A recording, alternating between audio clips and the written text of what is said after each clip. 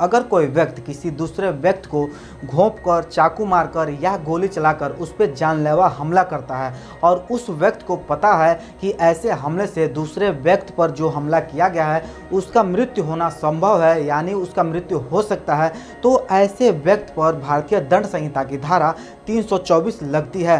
दोस्तों, आज के इस वीडियो में हम लोग बात करने वाले हैं भारतीय दंड संहिता की धारा 324, 326 के बारे में।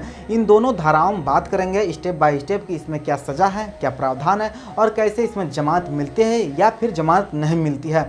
दोस्तों, मैं हूं कुमार प्रदीप, आप लोग का बहुत बहुत स्वागत है मेरे इस चैनल पे। दोस्तों, अगर आप मेरे चैनल पर नए हैं तो लाइक कमेंट शेयर जरूर करें। अगर आप मेरे इस चैनल पर पुराने हैं तो बेल आइकन को दबाएं जिससे मेरी वीडियो आप तक तुरंत पहुंच सके। तो चलिए दोस्तों, वीडियो को शुरू करते हैं।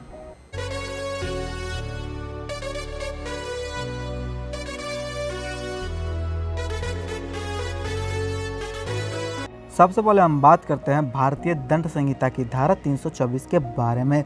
कोई भी व्यक्ति घोंपने, गोली चलाने या काटने के किसी भी साधन के माध्यम से या किसी अपराध के हथियार के रूप में इस्तेमाल किए जाने वाले उपकरण से स्वेच्छापूर्वक किसी व्यक्ति को ऐसे चोट पहुंचाए जिससे उस व्यक्ति की मृत्यु कारित होना संभव हो जाता है, या इन सब के अलावा फिर आग के माध्यम से या किसी भी गर्म पदार्थ या विष या संरक्षण पदार्थ या विस्फोटक पदार्थ या किसी भी पदार्थ के माध्यम से जिसका श्वास में जाना या निगलना या रक्त में पहुंचना जो किसी भी मानव शरीर के लिए घातक सिद्ध हो सकता है, या उस व्यक्ति जो भारतीय दंड संहिता की धारा 324 के तहत अपराध कर रहा है किसी जानवर के माध्यम से उस व्यक्ति को चोट पहुंचाता है, तो वह भारतीय दंड संहिता की धारा 324 के प्रावधानों के अनुसार दंडित किया जाएगा। दोस्तों, आइए इस धारा को आसान भाषा में समझने की कोशिश करते हैं।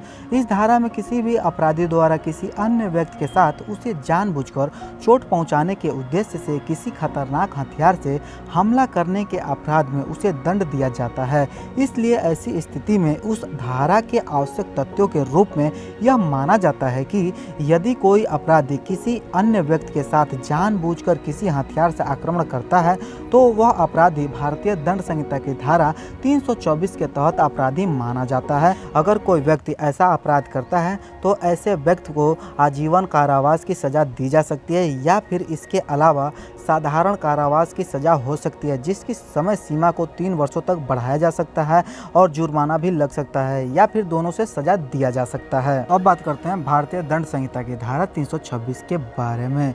इस धारा के प्रावधानों के अन्य बातों के साथ साथ अगर कोई व्यक्ति किसी व्यक्ति पर गंभीर चोट पहुंचाने और ऐसी चोट पहुंचाने के परिणाम स्वरूप जिससे उस व्यक्ति की मृत्यु कारित हो सकती है, या फिर आग से या किसी भी अन्य पदार्थ या विष या संक्षारक पदार्थ या विस्फोटक पदार्थ से उस पर हमला करता है जिससे उस व्यक्ति का मृत्यु कारित होना संभव है, तो उस व्यक्ति पर भारतीय दंड संहिता की धारा 326 लगाई जाती है। आइए अब बात करते हैं भारतीय दंड संहिता की धारा 326 के आवश्यक तथ्यों के बारे में।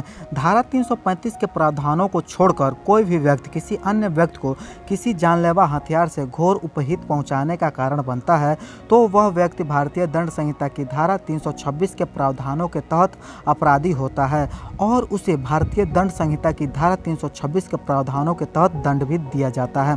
दोस्तों, अब बात करते हैं भारतीय दंड संहिता की धारा 326 के अनुसार सजा का क्या प्रावधान होता है। उस व्यक्ति को जिसने भारतीय दंड संहिता की धारा 326 के तहत अपराध किया है उसे इस संहिता के अंतर्गत कारावास की सजा का प्रावधान दिया गया है। ऐसे व्यक्ति को आजीवन कारावास की सजा दी जा सकती है या इसके अतिरिक्त साधारण कारावास की सजा हो सकती है जिसमें समय सीमा 10 वर्षों तक बढ़ाया जा सकता है और इस अपराध में आर्थिक दंड का भी प्रावधान दिया गया है। तो अब फाइनली बात करते हैं भारतीय दंड संहिता की धारा 324 और 326 में आपको जमानत कैसे मिल सकती है, आप जमानत कैसे करा सकते हैं।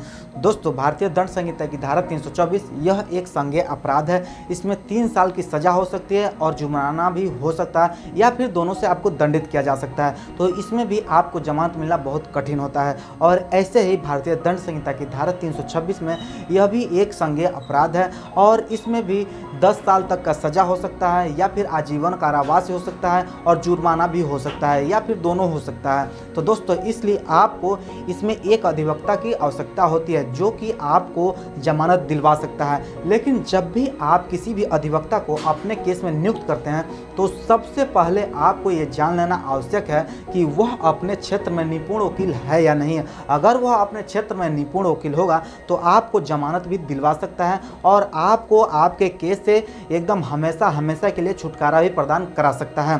दोस्तों मैं आशा करता हूं कि आज की जानकारी आप लोगों की बहुत पसंद आई होगी। दोस्तों अगर आज की जानकारी आप लोगों को पसंद आई हो तो लाइक कमेंट शेयर जरूर करें और अपने दोस्तों के पास भी शेयर जरूर करें क्योंकि उनको भी ये सब पता होनी चाहिए।